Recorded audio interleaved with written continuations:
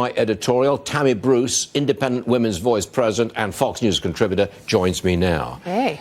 Hey. Good Friday afternoon. Well, I thought it was important to put that on the air. Yes. Because a lot of people are fooled by this, oh, we're just going to tax the rich. That simply isn't true. Yes, and even as the definition of who is rich changes, because of the rhetoric that places people who maybe don't use Uber as poor, or, there's a funny kind of spin that happens. So it's almost, if you live in a certain zip code, or if you aren't living in a certain zip code, you'll be rich. Those terms continually change. But you're correct as well, of course. The more people that are in government and within those unions, then the government leadership, party leadership, is able to redistribute funds to those individuals, and it becomes a vicious circle. You can see what's happening in California, in Venezuela, in Cuba. With all of this argument, there's a point where people who really don't want to be in that system, thank goodness in this country you can still leave the state you live in, and you will leave, and that leaves people holding a bag that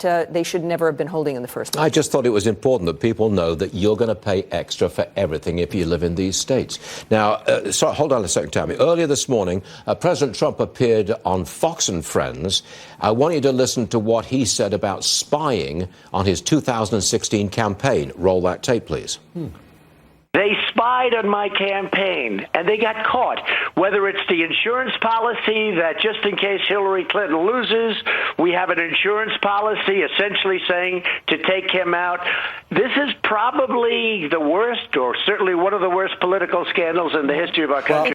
We're going to get to hear more about this scandal, the Clintons and the 2016. That's going to come out pretty soon. It will, but this also explains the reaction from the left and the Democrats to his victory wasn't just that they were upset that they lost. They knew that he would eventually see this, and that his cabinet would learn it, and that his attorney general would deal with it. Now, of course, Attorney General Barr. They knew that things they had gotten away with in the past, you don't just do this suddenly, what they did to this campaign and to this president. It's a pattern of behavior. And they had individuals who apparently were having no problem with it or were willing to look away.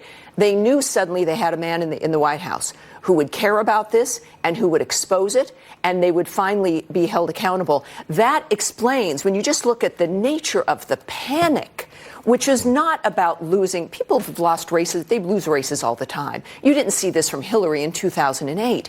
This was different, and it's because the president is correct. This is an extraordinary development, and it's almost a little too frightening to think about it. It's like the sun. You don't want to look at it right directly in your eyes because you might go blind.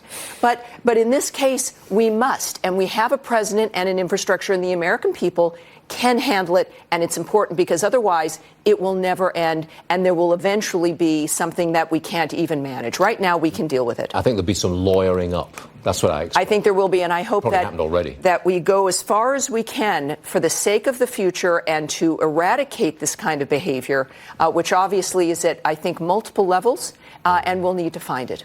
Tammy Bruce, thank you very much for joining us. Thank you, sir. Enjoy that weekend. Okay? Thank you, you too.